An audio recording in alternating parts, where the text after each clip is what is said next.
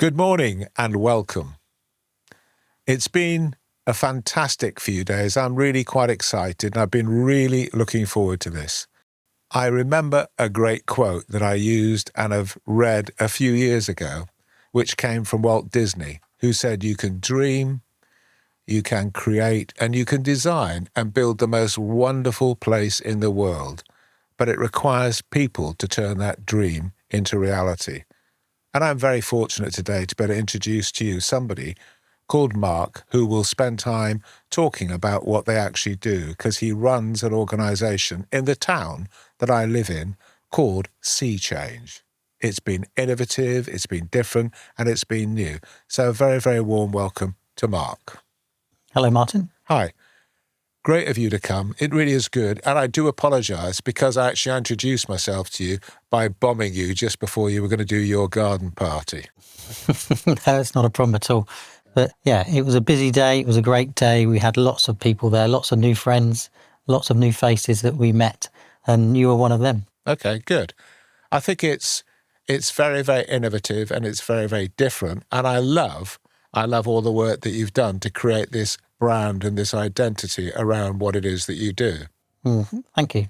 Yeah, it's quite a unique brand, and the idea of that was that we try and stand out and we get noticed. How are you going to stand out from the crowd? Yeah. Exactly. And the cohort of people that we deal with are mainly older people, mainly plus 55 years.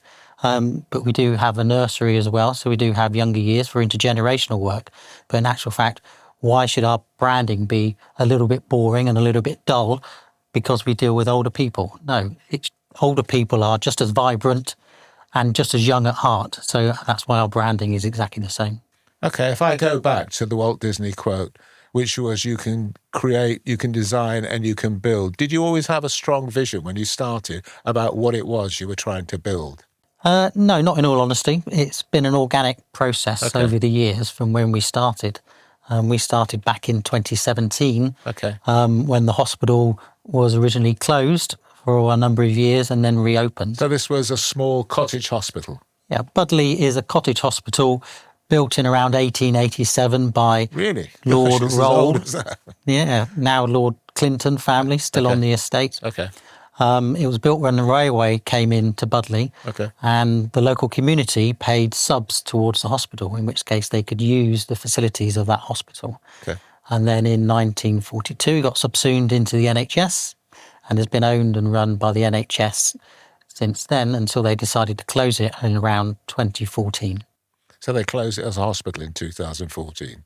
They closed it as a hospital, and the community rightly were upset by that, as there were a lot of community hospital closures around the country, and there were a lot of protests around closing those hospitals and trying to keep them open. And most local hospitals and communities lost that fight.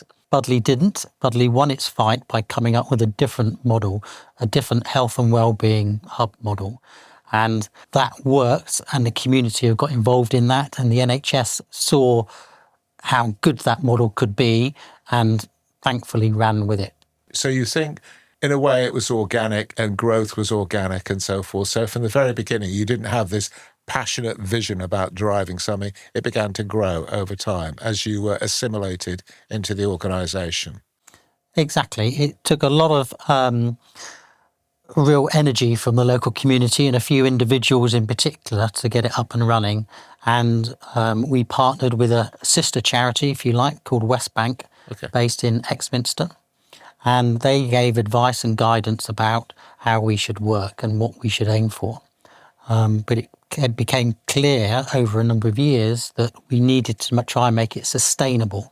And that comes down to funding. Okay. And in order to do that, we needed to grow and change our model.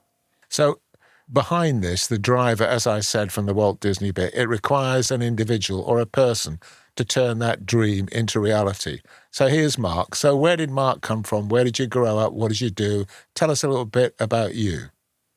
Well, I was born a long time ago now, it seems, back in the early 70s. Not as long as me, but go on. Born in Hemel Hempstead in Hertfordshire. Okay. We moved down to Exmouth in 77. Right. I went to Bassett's Farm Primary School the first year it opened. I think that was 79 or 1980, something like that. And then to Exmouth Community College. Okay. two of those teachers particularly were quite inspiring to me. And one was David Lindsay Halls, who was an ex-RAF navigator, Okay. who now actually lives in Budley himself. Does he? And also Mrs. Isaac, who was a law teacher. And she inspired me to do law A-level, which I'd done reasonably well at, and then went on to do law at Coventry University. It's quite interesting, actually, and I'm glad you've done that, because as somebody who was a teacher themselves, I always say to people, I'm sure you can remember a teacher or a situation where they had a massive influence about what you became and what you are as a person. And we look at those role models, and they're so significant.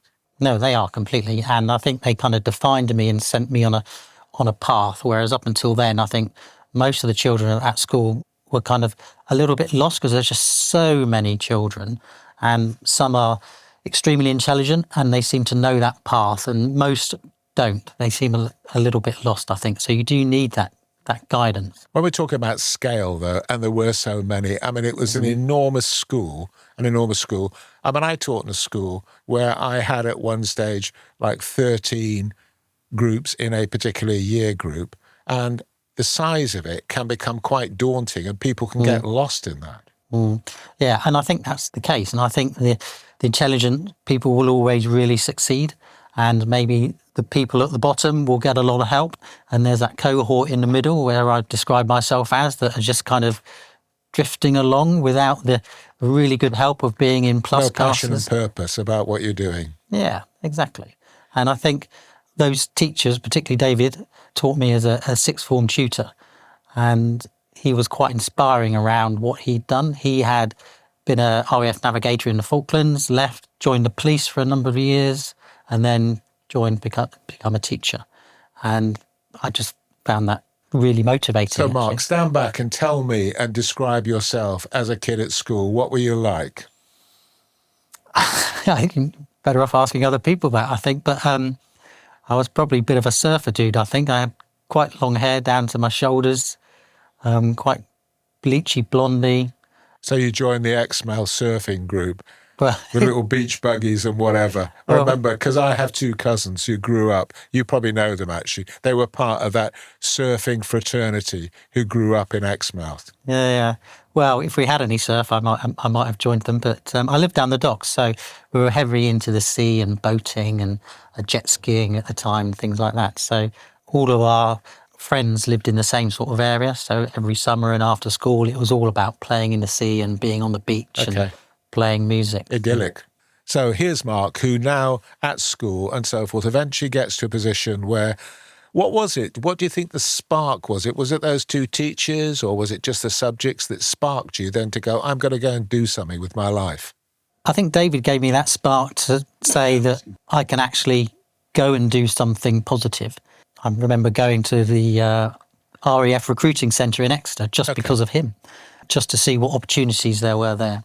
But ultimately, I really enjoyed law, and I think a lot of my friends were going to university at the time, and I think I felt in hindsight that I should almost go along with the flow. So I went to university and did law at Coventry for 3 years. Okay, did you enjoy that time?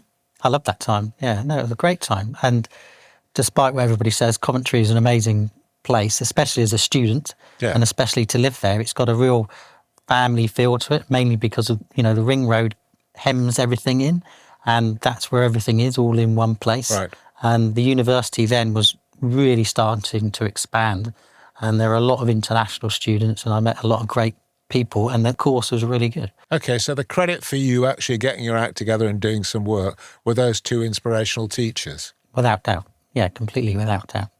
Okay, I think great credit to them. And do they know that?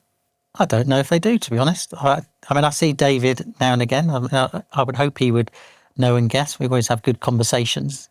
And, our paths have followed a similar trajectory in, joining the police and then moving back around to Budley. So, we've got a lot of synergies there. But I haven't seen Mrs. Isaac for a number of years. Haven't you? Okay. Yeah.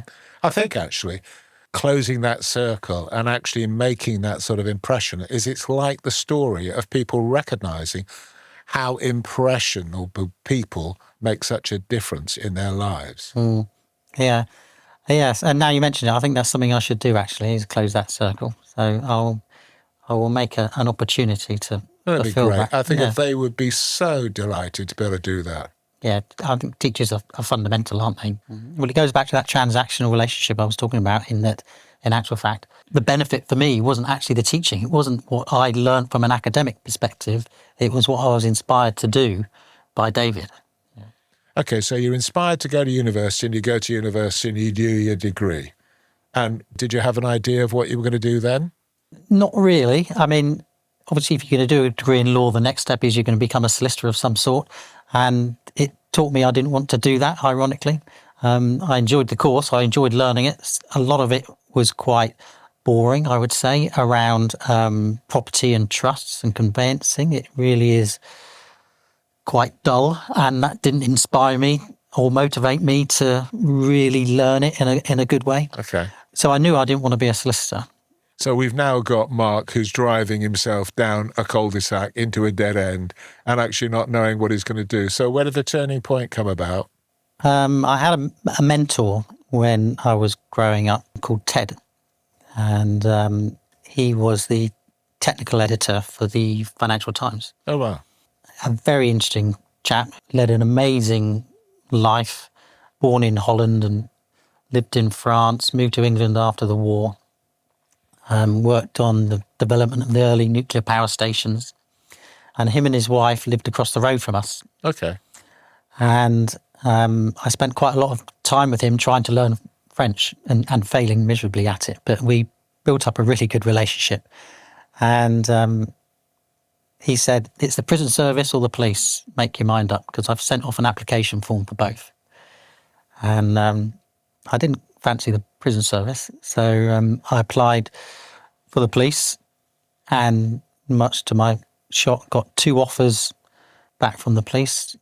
One for the accelerated promotion for Devon and Cornwall, and one from British Transport Police for a normal entry. Okay. And they wanted me to start in about 6 weeks' time. Oh, wow. This was after a long process of interviews and assessment centres. They wanted me to start in Liverpool Street in London. So I just thought, I'll go for it and see what happens. That sounds pretty daunting. It was a little bit, yeah.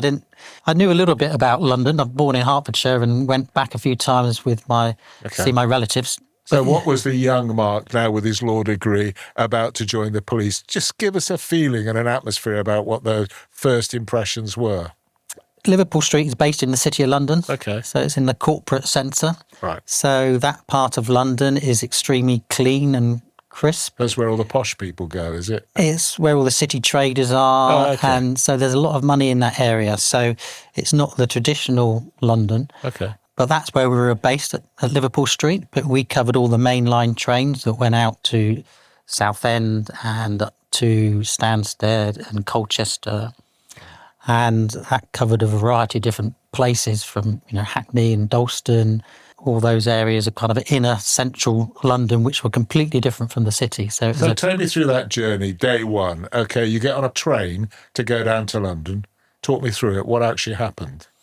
I was staying in the City of London police housing, and I can remember walking into the old Liverpool Street police station, walking into the inspector's office and just being completely intimidated, really, because I hadn't been in an environment around rank before and understanding how that works. My family weren't a military family or anything like that. So just feeling completely intimidated, completely out of my depth, and just feeling that the training I had was completely inadequate, when in actual fact, my training was just about to start. So your mindset as you walked in, it sounds pretty daunting, pretty frightening. It was, but we were only there for a short time, and then we were shipped off to Tadworth, which was the main training area for the British Transport Police in Surrey. So we had a month there, and then we went to Ashford in Kent, along with all the other local forces. So tell me, what was the attrition rate? How many people did they lose along the way, Mark? Yeah, I think we lost about 40% along the way. Really? For various reasons and indiscretions, maybe. But yeah, it's a complete culture shock and a complete culture change as far as we were concerned. Okay. Albeit the older police officers back in the day would have said we were the beanbag generation, where we sat around and learnt on beanbags rather than just being taught the law. So they would have perceived it in a completely different Nice way. that they actually use the label the beanbag generation. I've never heard that before. Yeah, and you've just reminded me of a quote I heard on the first day, actually, which was from my tutor, Okay. Chris Hall. And he said to me, "What you doing here, boy? The job's fucked." And I was like, "What? What do you mean?" He said, "Well, what are you doing here? You know, the job's a waste of time. It was all right when I joined, but now it's a waste of time." And that's exactly how I felt 20 years later. Was, why would anybody want to join the police now? Because the job isn't what it was when I joined. Okay. And I think every generation of police officers, teachers, nurses, They just hand on. They just have that same thing. They continue the culture that's been created. Exactly, yeah. Okay, but I think also trying to break that accession of that culture is a massive challenge, as has just been shown by the exposure around, because the police are part of a conversation at the moment, a public conversation, having had a secret kind of video shot of several of them being incredibly disparaging and hateful in a highly, highly racist way.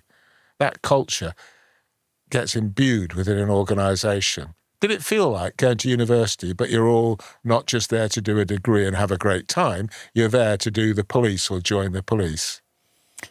Yeah, there was a difference between university and the police. It certainly was a culture, and you were part of that. But I can honestly say I was in the police for 20 years and I didn't see any overt racism in my time. Okay. There were things I might be uncomfortable with now looking back on it, but not any of overt racism. And what's happening at the moment, I find really painful to listen to. And I certainly haven't watched it all, because I just can't watch it all, because it really frustrates me. Because I know the cohort of people that I worked with and grew up with in the police weren't like that. Not to say that there weren't people who we disliked and perhaps knew were like that. Did you ever get to a stage of keep asking yourself, what am I doing here? Why am I doing this? In the police, come the end, yes. I mean, that's one of the reasons why I left. But that's a slightly different story around politics more than anything else. So you knuckled down and just got on with the work in those first few days or the first few weeks of training? Yeah, because that's quite intense, about learning the law and learning to get on with your colleagues and just learning how to wear the uniform and walk in the uniform and feel confident in the uniform, but not feel like you're swaggering and swaying in the uniform as if you're the military, because we're not the military. Right. And that's a difficult thing to do, from 1 week being at university almost, and then the following week you're walking around in a uniform up and down Liverpool Street Station with a wooden stick in your trousers, because we didn't have asps or buttons in those days. It literally was just a truncheon in 96 when I joined. So it was that culture of trying to learn how to be part of that, but at the right level. Okay. And that's what I found difficult and tricky, I would say, more than anything else. So how did you feel? I felt that everybody was looking at me, I think, more than anything else. Very self-conscious. Extremely self-conscious, yeah. And you generally were posted around with your tutor, and your tutor is usually about 20 years older than you, much bigger than you, more authoritative than you. You hope would know the law better than you, but probably didn't, because they learnt the law 20 years ago. And they've just been exercising the law through practice more than perhaps through knowledge. So, yeah, it's an interesting learning curve, because it's not just about knowing the law, it's about how you speak to people and how you listen to people. Pretty steep, though, isn't it, as a learning curve? Yeah, and it's a lot about body language as well. I don't think I've done anything that difficult as trying to learn to be a police officer. It's not something that comes naturally, I don't think, to most people, to be put in that situation. No. It's command and control. It's very, very difficult in that situation, isn't it? Yeah, I think sometimes you need to command and control people, and other times it's about that empathy, and it's about understanding and just putting your arm around somebody, perhaps. Or it might be having to do a task and go into a house and arrest people. It's a lot of different things all in one job. Every day you're doing something different. You're learning something different. You're speaking to different people. You're interacting with different organisations. And what were your biggest stress points, if you look at that? After a couple of years, I joined the Central Operations Unit, which was a team in North London, and we were a team of 1 and 6, so 1 sergeant and 6 PCs, and we would police hotspots depending on what was happening that week. So if there were some robberies on the trains out of King's Cross, then we would go on the trains out of King's Cross to try and disrupt that activity or whatever it might be. And that was generally a plainclothes operation, and that was quite completely different again to what I've done previously, because you're in plainclothes, you feel slightly more vulnerable because there is some protection with that uniform. Okay. And sometimes you're at the end of a train, there's only a couple of you, and there might be 4 or 5 other people that you're trying to interact with, and you feel a bit outnumbered. And usually the uniform is that extra person, and we wouldn't have that on this occasion. So there were things like that. We were one of the first units on the scene at Ladbroke Grove train crash and at Southall train crash, and then spent the following 2 weeks there on 12-hour shifts, protecting the scene and protecting the people in the train and their property. And that was quite tense and emotional. Quite horrendous. Very horrendous, very horrendous. I mean, So what do you think it has done in terms of your learning in life? What did it teach you? And you went, okay, well, I'm going to now take that learning and apply that in future. I don't think I consciously thought about it like that. I think that only comes with age, doesn't it? I think a little bit. When you look back, you realise, well, that's made me slightly more emotionally intelligent, perhaps in certain ways, maybe more open to vulnerability in other ways, in a good way. The Ladbroke Grove and Southall were kind of 2 defining moments that came within defining, aren't they? quick succession of one another, sadly. You know, when you're taking people's luggage and putting it in a room with all the other luggage, understanding that, you know, there aren't any people relating to these luggage anymore, and you're having then to hand that back, and you know that's going back to their families, is quite Sounds powerful. horrendous. Yeah. How do you manage in those situations, Mark, not to get emotionally involved? You treat it as a job, as hard as it may sound. You know, you're not necessarily thinking at that time about what you're really doing. You're just thinking about doing your task. So, you know, my task was to stand next to that carriage, protect that body from any foxes that came along until they could lift the carriage out the way. And that took about 4 days to do. So I knew that nothing was going to get near that particular person, animal or anybody else, so they could be recovered appropriately by a separate But that team. must have been quite horrendous for you in the sense that surely was the first time that you'd ever come across seeing a dead person or a person who'd been involved in a pretty horrific accident. No, in the British Transport Police deal with, you know, 1 fatality every single day on the railways. Really? So, and they still do now. So I'd dealt with my fair share of fatalities, be them accidents or not, on the railways, and picked up quite a few body parts over the years. So I'd seen that side of things. So how do you protect Mark in that situation? How do you protect yourself in that situation? British Transport Police had a programme around being trauma-informed, which was leading at the time in the UK, and it was the only force that had it. So they would provide counselling services, and they would contact you after each event. Okay. But in actual fact, very few people put their hand up and said, yes, I'd like counselling, because we all thought we were all tough. You don't need that. Yeah, completely. And it was at the time seen as a sign of weakness to go down that route. Really? Okay. So I don't think we really did protect ourselves, other than, you know, alcohol at the end of a long shift. Okay. Probably more than anything, and debriefing in the pub. Right. That drinking culture, or that go and have a few beers or whatever, and however it's called, actually is quite strong, isn't it?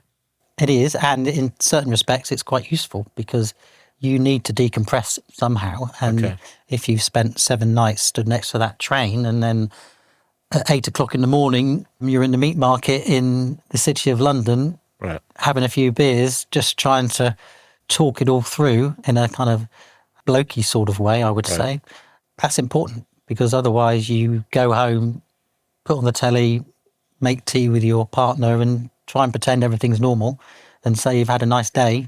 Okay, so by that stage you're married? Did you tell her what you were doing or not? Not in detail, no. And You wanted to protect her. I think so, yeah. I think so. And I just didn't want to burden her with those thoughts, albeit, it was easy to see on the telly Is for this some the of the cast stuff. iron Mark who's now going to actually deal with this horrendous scene at a train crash, guarding bodies and so forth, who can look after himself and doesn't need counselling because you built this kind of layer around you? Yes. Sorry, it sounds like I'm criticising you. It's what is normal. That's what people do. That's exactly what I was going to say. It felt completely normal and rational thing to do at the time, and it's not something I consciously thought about. It's just what happened and the way people dealt with things. At that time, they're different times now, but 20 years ago, that's what you did. You had a beer, you decompressed, and you got up the next day and you just went back into work. I look at myself and I look back on my life and I think about the things that happened. And in that kind of blokey way, you don't share. Yeah, and it's completely that. And the police force was very blokey at the time. I mean, we did have women on our team and our shift. So when I say blokes, I do mean it inclusive of women as well. Sure. In that respect. But yes, that was the main mentality of the day. I mean, Mark, I understand that completely. I really do understand it completely. I grew up in the culture around rugby clubs, right? And rugby clubs were in the same way of actually, and it's very, very difficult to explain to other people how strong that is and how strong the association is. Yes, and it is. And it can be positive, extremely positive, but it can be negative as well because, you do need to offload. I think you said something else which was really important. Let me go back for a moment. Is when you talked about the guy who lived across the road who was your mentor, because the whole concept of having a mentor is very powerful, but people don't necessarily recognise it or use it, I don't believe, as much as they should. Those mentors and those wise people are still littered all around Budley where you work and I live. How do we make and cross that boundary between young people, the influence that you had from him? How do we get that boundary, that connection between them and young people? No, it's really difficult, isn't it? But I think if we look at what we have already, if we talk about Budley, we've got the football club, we've got the golf club, we've got the croquet club, other organisations like the Drama Society, Music Society, Literary Society. And you've got those people that are, every Sunday morning are out there with the kids teaching them football. Those are the mentors that I had in that kind of way. Those are the kids who will be looking up to those mentors, hopefully, in a few years' time to think, my football trainer didn't just teach me about football. It should be about that wider learning. And I think that's what one of the things my son learned when he went to rugby clubs was that he completely looked up to his trainer in many ways. And it wasn't just about rugby. And as you know, rugby isn't just about the ball. It's about the values of the sport. It's learning how to live life with certain values that go outside of rugby, isn't it? And I think they're so strong. And we've all had experiences, and you'll have had life experiences, either at football or in sport and so forth. Sport is such a great vehicle to actually transmit some of those values to those kids as part of it. Yeah, if that's what children are interested in, then that's the angle that we need to take in order for them to learn about life, not just to learn about that particular sport. If I look back, because I was very, very fortunate in terms of rugby, once I'd finished playing rugby, I decided to start out on a campaign to become a referee. And I loved the mental and physical challenge that went with being a referee. And I became very successful at it and got on what was called the county panel, which was the top 40 referees in the country. And there are some fantastic characters in rugby. So imagine the scene. It's a Friday night. I'm refereeing Leicester versus Northampton, right, which is an infamous game. And in the game, partway through, the Northampton prop was having a tussle with the other prop and kept trying to put the scrum down. And I kind of went over to both of them. I said, I'll tell you what, if you do that again, I'm not going to send you off. I'm going to send you both off, okay? And then we won't have a problem with it. And Dino came over to me and said, Martin. I mean, Dino was so affable, and he was a policeman as well. He said, I'll sort it out for you. And I thought, I couldn't believe it. He wasn't on his side. He wanted to sort somebody out from the other side. But that was the nature of the game that we actually played and we were a part of. Yeah. I mean, I spent a few years following Tottenham Hotspur around as a police officer. Right. So we would follow them when they played away and escort them on the trains and take them to away matches. And then we'd be in the ground watching the away matches. And it just completely turned me off football because of the sheer rudeness and aggression of the fans. It was just outrageous. And yet with rugby, it's completely the opposite way around, isn't it? No, it's completely. There won't even be a police officer in the ground. No. I mean, I've been to so many different rugby matches, and amazingly, I mean, they're incredible. And some of the cultures around the rugby, and bearing in mind, I used to referee in Notts, Links and Derby, right in the middle of the pit area. And we'd have pit villages playing against each other. But the behaviour on the pitch was immaculate, incredible. And the respect to me was phenomenal as well. And I think when we look at cultures, it's about picking the best from cultures and how do we share those and imbue those in other organisations and that respect. And I understood when you talked about dealing with rank officers because I did some work with the Met Police and I remember being in a room and we were having a discussion and I remember everybody in the room deferring to rank. There wasn't really a discussion because if the sergeant spoke up or an inspector spoke up, that was it. They were God. And everybody just deferred to rank. Nobody would ever challenge the rank at all. And I think that inherently is a weakness and it needs to go up and come down. I know they need to respect it, but it needs also to be able to have a conversation. It needs to sometimes point out certain things because if you're going to change it, you need to be able to challenge it as well. No, I agree. And that's one of the reasons why I left the police, exactly because of that, really. I mean, I was a custody sergeant for probably 8 or 9 years out of my service, and that's quite an interesting role as far as rank is concerned, because although you're a sergeant... You're a god. In your own little palace to a certain extent, and the only person that can overrule you is the superintendent. Right. So the inspector can't overrule you, the chief inspector can't overrule you, it has to be a superintendent. And we had a couple of issues when I transferred to Avon and Somerset, where I was asked to authorise detention, essentially book somebody in who'd committed an offence. And this was one of the most high-profile arrests, I'd say, of the 2000s. And I was essentially told, you will book this person in. And when I asked what the evidence was, I don't need to know that. I said, well, I do need to know that. And more importantly, he needs to know that. Well, we don't want to tell him. Well, why don't you want to tell him? He's entitled to know. Well, this will compromise our interview techniques. Well, that's irrelevant to me. I don't care about that. He doesn't care about that. He is legally entitled to know why he's been arrested, and that means explaining briefly what the evidence surrounding it is. Don't have to go into detail, but in order for me to authorise detention, I need to be satisfied that there's sufficient evidence there and understand the reasons why he needs to be detained. And they wouldn't do that. So you said, I'm not going to contain him. That's what I said, unless the superintendent tells me otherwise. And that's the way it went. And that's all very well standing up for that principle and that right. And I did authorise detention in the end once I'd found out the reasons why.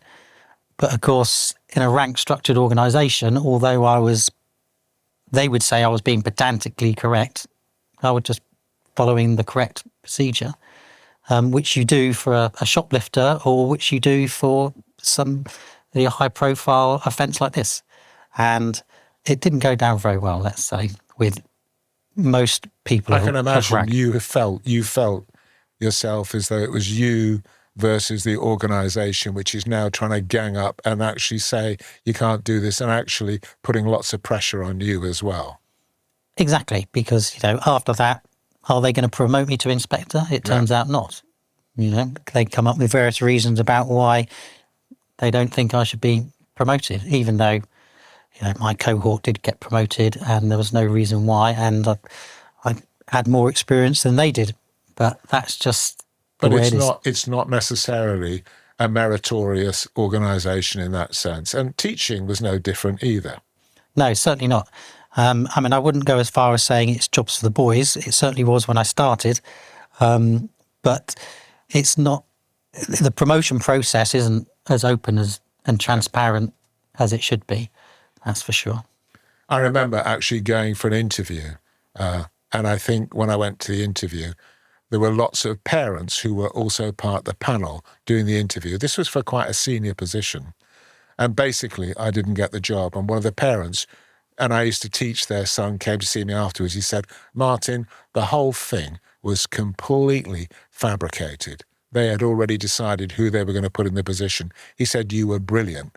And it didn't make me feel any better. It just made me decide, like you. And on that moment, I decided I'm going to leave. I'm going to leave teaching. I can remember sitting there thinking, I'm not going to continue with this at all. Yeah, I mean, it took me a couple of years to leave after that, because leaving the police is a big thing. You're part of a culture, you're part of an organisation. You've got a million skills and no qualifications in many ways. You've been taught so many different things, but none of those you get a proper certificate for, so to speak. And there's the pension aspect of, very few people 10 years ago were leaving before their 30-year service because they had a final salary pension. Right. So it was unheard of, really, to do it. Nowadays, final salary pensions don't exist and police officers come and go at will, which is sad, really. So, yeah, I jumped ship in 2006 after 20 years. That must have been quite a big decision for you. It was. It was a very emotional decision, but it was the right one. And I knew it was the right one at the time. I knew it was the right one a year before it, but I just didn't have the courage to do that from a financial perspective of what do I do? Where do I go next? What's going to happen? How do I pay the mortgage? That kind of thing. I loved working with my immediate colleagues. I was in Bridgewater Custody Unit latterly, and, we'd gone from Taunton Custody, where I had 9 cells and 1 detention officer to assist me, to a place where we had 3 sergeants, an inspector and 36 cells. And that was a completely different working environment. But we got on with it. We kept the wheel turning, as we say, and we made it work. And I really enjoyed that. And I could have carried on doing that for another 10 years, but I would have been miserable doing it. Right. And you had a choice. I had a choice. And I remember in Weston-super-Mare custody, there was a sergeant who had made exactly that choice. And his choice was to spend the next 10 years really being miserable and making life difficult for everybody, just because he didn't want to be there, but he wanted his pension. And that's not what I wanted to do or the person I wanted to be. Okay. I think it's amazing, but I do think we've reached a point whereby you've now decided you're going to... there's lots to go back and talk about and pick up and come back and continue the discussion. But let's take a break for a few minutes, okay? Which actually just gives both of us a bit of time to come back and sit and actually work out where we go from here. Okay? Yep, thank you. Okay?